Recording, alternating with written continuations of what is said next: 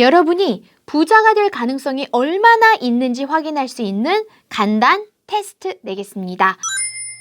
부자는 혁신가이다 또는 부자는 모방가이다. 두 번째 질문, 부자는 친구가 적다 또는 부자는 친구가 많다. 좋아하는 일을 하면 돈도 자연스럽게 따라온다. Yes or no? 한번 대답해 보세요. 안녕하세요, 여러분. 행복부자 샤인입니다. 오늘도 어서 오세요. 여기는 어디야? 여기는 어디야? 여기 저기 방송 촬영하는 데인데 여기 굉장히 조용하고 좋아서 제가 여기서 촬영을 하겠다고 했습니다. 예, 제가 되게 약간 머리를 얻어맞은, 이렇게 되게 빡세게 얻어맞은 듯한 책을 읽었어요.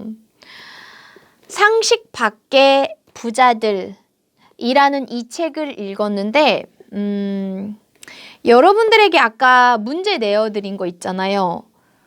거기서 저는 다 이 책에 의하면 부자가 아닌 사람의 사고 방식으로 나왔어요. 자, 그게 뭐였냐면요. 여러분도 저랑 똑같은지 보세요. 일단 부자는 혁신가인가 모방가인가 해서 저는 당연히 부자는 혁신가지. 뭔가를 새롭게 생각하는 사람이지 라고 했고요. 그리고 두 번째, 부자는 친구가 적을까 많을까? 저는 당연히 부자는 친구가 많지. 인간관계가 넓지 라고 했고요. 그 다음에 세 번째, 좋아하는 일을 하면 돈도 자연히 따라온다 해서 그렇지. 그게 제가 항상 여러분들에게 말하는 거잖아요. yes! 라고 대답을 했거든요. 그런데 우리 이 책 지은이 저자인 루이스 셰프에 따르면요. 그러한 포인트들은 일반적인 중산층들이 생각하는 방식이었습니다. 뭐야? 그래서 내가 머리를 한 대 얻어맞은 듯한 책이라고 한 거예요. 많은 여러분이 아마 저같이 생각하셨을 거예요. 그렇죠? 자, 이 책을 보면요. 제목부터가 남다릅니다. 그러니까 부자들은 부자들인데 우리가 일반적으로 생각하는 부자들이 갖고 있는 상식일 거라고 생각하는 거에 밖을 나왔어. 상식 밖의 부자들인 거죠. 이분이 말하는 게 신빙성이 있는 게 세계 최고의 부자학 전문가입니다. 무려 20년 동안 일반 중산층과 그리고 자수성가한 백만장자, 억만장자를 연구하면서 이들의 사고방식이 어떻게 다르길래 이런 다른 결과가 나왔을까? 여러분 다 아는 워렌 버핏이나 리처드 브랜슨 같은 사람들 연구하면서 그들이 갖고 있는 좀 남다른 상식을 다 밝혀낸 거죠. 그래서 기존에 우리가 읽었던 수많은 진짜 부에 관한 책들에 이런 점들이 사실은 현실적이지가 않다라는 것을 낱낱이 밝혀낸 책이 이 책입니다. 참 저는 책을 읽을 때 먼저 목차부터 다 확인을 하는데 목차를 볼 때부터 되게 충격적이었어요. 부자는 동전을 세지 않는데요. 부자는 친구를 많이 두지 않고 부자는 굳이 더 좋은 인상을 남기려는 게 아니라 더 많은 돈을 남기고 자 이렇게 우리가 흔히 생각했던 상식들과는 많이 다른 몇 가지 포인트들 중에서 여러분들에게 몇 가지를 함께 공유해 드릴게요. 자 가장 먼저 제가 아까 처음에 테스트했던 것 중에 좋아하는 일을 하면 자연히 돈도 따라온다. 지금 이 질문에 저는 예스라고 대답을 했댔잖아요. 근데 알고 봤더니 이 저자가 말하는 부자의 방식은 이거였던 거예요. 부자는요. 돈도 좋아하는 일도 놓치지 않는다. 즉, 둘 다를 처음부터 염두에 두고 가는 거예요. 평범한 사람 70%가 좋아하는 일을 하면 돈도 따라올 것이라고 믿고 있었다. 하지만 자수성가한 백만장자들은 이에 동의하지 않았다. 그들은 좋아하는 일을 두고 타협하지 않았으며 절대로 돈도 포기하지 않았다. 실제로 이 책을 읽으면 구체적인 예시가 되게 디테일하게 들어가 있어요. 어떤 사람에 대해서 어디에서 어떤 일이 이렇게 실제 살아있는 예시가 많으니까 책을 딱 덮고 났을 때도 그 스토리들이 머릿속에 기억이 남아서 중요한 핵심 내용도 더 잘 기억되는 것 같아요. 여기서 이제 중요한 개념으로 나온 게 그러니까 돈도 쟁취하고 내가 좋아하는 일도 쟁취하는 방법 중에 나온 게 이제 뭐였냐면 소유권에 대한 개념입니다. 자수성가한 백만장자 10명 중 8명은 즉 80%는요. 자기 일의 결과물에 대해서 확실한 소유권을 가지고 있었대요. 하지만 흥미롭게도 중산층은요, 소유권을 갖는 것이 중요하다는 것은 본인들도 알고 있어. 하지만 소유권을 갖기 위해서 실질적으로 노력하는 사람은 3분의 1도 되지 않았다고 합니다. 자, 그러면 아니 큰 부자가 되려면 소유권 갖는 게 중요하다는 거 알면서 왜 안 해? 왜 소유권 가지려고 그렇게 적극적으로 달려들지 않아? 라는 걸 봤는데 그게 이유가 너무 소름 끼쳐. 그 다음에 나오는 소제목이 뭐냐면 월급의 달콤함에 속지 마라. 여러분 월급 얘기가 나와. 그러니까 월급이라는 것은 어떻게 보면 우리가 일한 것에 대한 보상이잖아요. 자, 여기 나옵니다. 우리는 상대에게 어떤 보상을 해줌으로써 그 일에 대한 그들의 흥미를 죽이고 있다.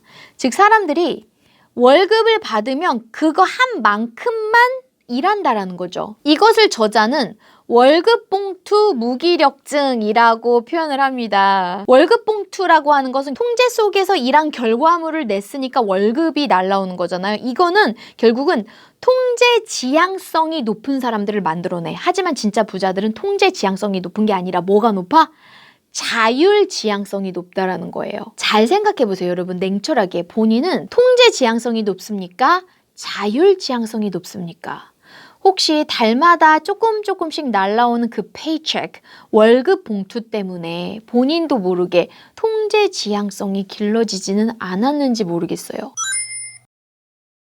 자, 그리고 또 쇼킹하게 다가왔던 거, 부자는 혁신가가 아니라 여러분 모방가라는 거. 아, 이거 되게 놀랍지 않아요? 자, 여기 보면 평범한 사람들의 70%가 부를 쌓는 데 있어서 새로운 아이디어, 혁신이 중요하다고 답했대요. 하지만 부자들의 생각은 달랐다. 부자들의 90%는 어설프게 새로운 일을 시작하느니 차라리 기존에 존재하던 일 중 내가 잘하는 일을 하는 게 더 낫다고 답했다고 합니다. 어떤 혁신이건 선두주자보다 똑똑한 모방으로 선두를 제친 사람들이 부자가 되었다고 합니다. 자, 그리고 또 놀라운 거, 부자는 친구를 많이 두지 않는다라는 거. 여러분도 아까 이 포인트에서 대부분 친구 많을 것이다 라고 생각하셨죠, 그쵸? 책을 보면 실제로 친구들의 숫자 늘리기 이런 것에 부자들은 연연하기보다는 자, 몇 안 되는 친구라 하더라도 소위 말하는 좀 똘똘한 나에게 어떤 긍정적인 영향을 줄 수 있는 나의 일에 도움이 되는 그런 친구를 곁에 둔다라고 하는 거거든요. 자수성가한 백만장자들의 60%는 자 보세요. 어떤 사업을 시작하는 데 있어서 자기 자본이 아닌 다른 사람들의 투자금을 확보하는 것이 중요하다고 했다. 그래서 이러한 똘똘한 나름의 그 소수의 핵심 네트워크를 중시 여긴다라는 거였습니다. 그러면서 이제 우리가 누구나 알고 있는 워런 버핏 얘기가 나오는데 자, 버핏에게 부유한 친구들과 그들이 투자했던 투자 조합에 영향력이 없었다면 결코 우리 버핏은요 망하기 직전에 그 작은 기업에서 한몫 단단히 챙길 수는 없었을 것이다. 즉 포인트는 뭐? 본인이 뭔가를 하려고 하는데 자금이 부족했잖아. 근데 그에게 도움이 된 부유한 친구들이 본인에게 해줬던 투자가 완전히 큰 역할을 했다라는 거예요. 그러니까 이것대로 따지면 우리도 막 되게 친구를 갑자기 냉철하게 생각해야 돼. 나의 주변에는 이렇게 영양가 있는 친구들이 있나? 그래서 이어서 나오는 게 우리가 어떤 일에 성공할 때 know how보다 더 중요한 게 know who. 누구를 아는지가 더 중요하다. 자, 이건 여러분 제가 사실 일맥상통하는 이야기를 한 영상도 있습니다. 사람이 성장하기 위해서는 내 주변의 인물들이 굉장히 중요한데 나보다 더 성공했거나 또는 나와 비슷한 처지라도 함께 성공을 향해서 달려가는 긍정의 마인드로 달려가는 사람들이 많은 게 중요하다. 만약에 그런 사람들이 주변에 보고 배울 사람들이 없다. 그럼 어떻게 하랬죠? 적극적으로 찾아 나서라고 제 영상에서 말한 거 있죠? 그거 여기다도 달아놓고 여기 아래 하단에다가도 제가 링크 달아놓을 테니까 확인하시고요. 자, 그리고 또 중요한 개념이 나오는데 부자는 절대 혼자서 일하지 않는다. 이게 뭐냐면 부자는 모든 일을 처음부터 끝까지 자기가 다 챙기려 하지 않는다는 거예요. 본인은 자기가 잘하는 영역, 특화된 영역, 그것에 집중하고 좀 잘 못하는 것은 outsourcing. 자, 제가 이거 진짜 많이 강조하는 거 outsourcing의 중요성. 당장은 돈이 outsourcing 하면서 나가는 것 같지만 big picture로 보면 그 아웃소싱을 한 덕분에 나에게 더 큰 이득이 온다. 제 한다 프로젝트에서도 그렇고 굉장히 강조하는 개념이거든요.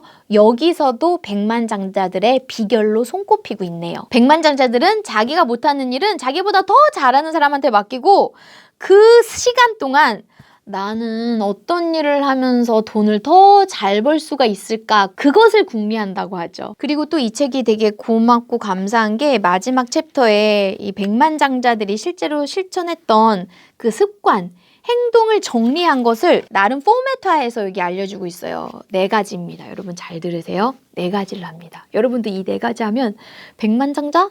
나가서 억만장자 될 수 있어요. 자, 첫 번째. 이거 내가 얘기한 거랑 완전 똑같아. 당신이 가장 잘하는 것이 무엇인지 파악하라. 그것을 이제 learning이라고 표현하고요. 2번째, 그것으로 돈을 벌어라. 얘기했죠? 그것이 earning. 3번째, 잘하지 못하는 분야에 대해서는 도움을 받아라. assistance. 4번째, 인내로 회의적인 생각을 극복해내라. 그러니까 버티는 거죠. 실패가 와도 굴하지 말고 레슨을 얻고 계속 나아가는 거예요. 즉 persistence.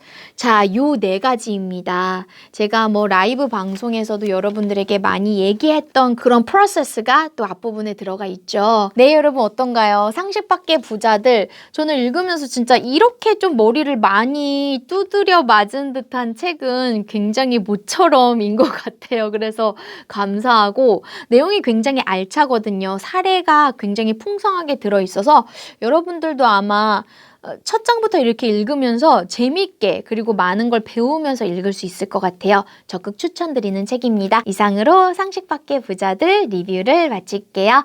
여러분 그러면 저는 다음 시간에 또 좋은 영상에서 만나요. 안녕!